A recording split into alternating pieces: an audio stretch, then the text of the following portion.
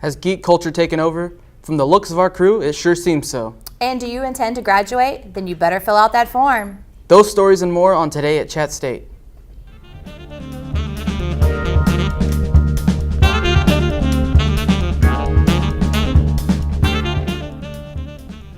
Hi, I'm Amanda Griffin.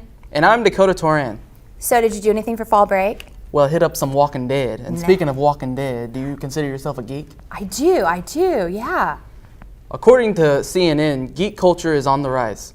At New York Comic Con, geeks share why they are taking center stage over other groups.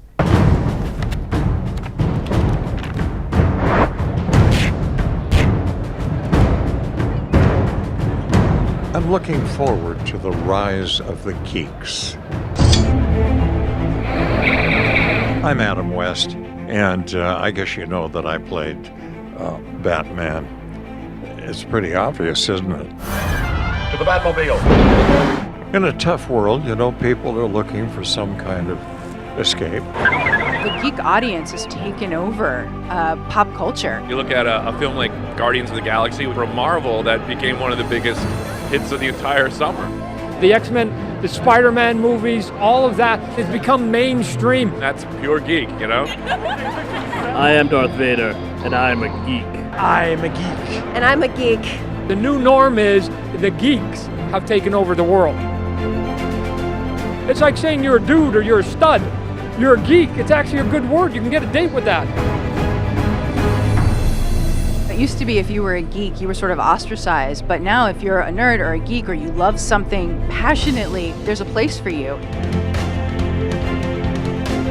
And this whole geek movement is coming hard and it's here to stay. Pretty soon, the geeks shall inherit the earth. In other festival news, Lindsay Daniels was at Fly Free Fest this weekend. So how was it? If smaller, more intimate music festivals are your thing, then hopefully you didn't miss out on Fly Free Fest that took place this past weekend at Cherokee Farms in Lafayette.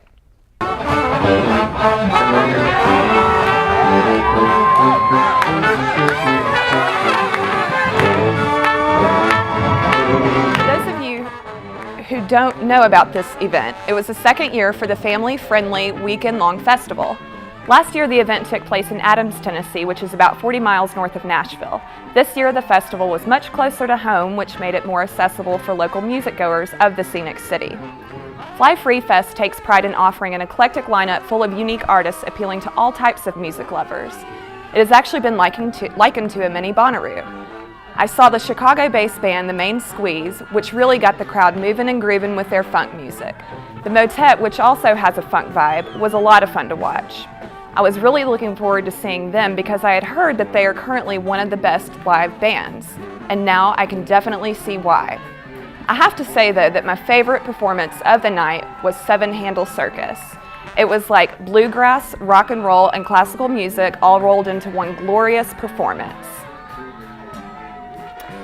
Even though I was only able to attend one night of the festivities, I had a blast. Sweetwater supplied the tasty beverages, we saw people dancing with fire, glow-in-the-dark hula hoops, and Cirque du Soleil type acrobats twisting and turning in fabrics dangling from trees. What's not fun about that?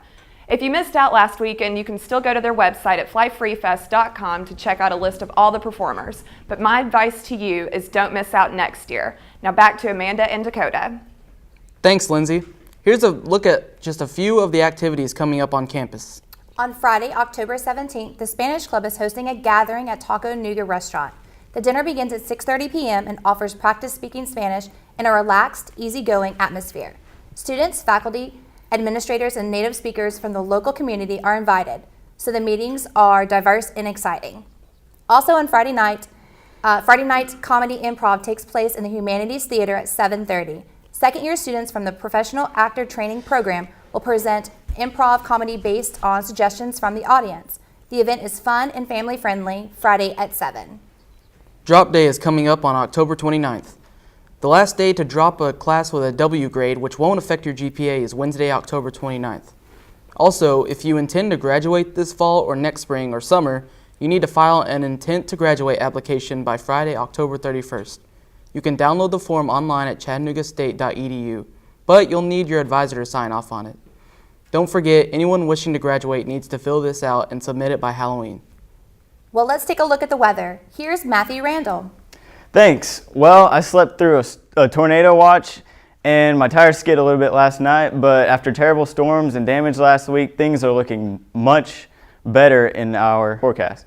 It'll be sunny and cool this weekend and continuing in next week, highs in the lower 70s and cool each morning in the 40s. After all the rain and thunderstorms over fall break, this next week looks like perfect fall weather. Get out and enjoy it. Back to you. Well, that's it for Today at ChattState. Be sure to check us out each week online and on Comcast Cable 3. Have a great day. Deuces.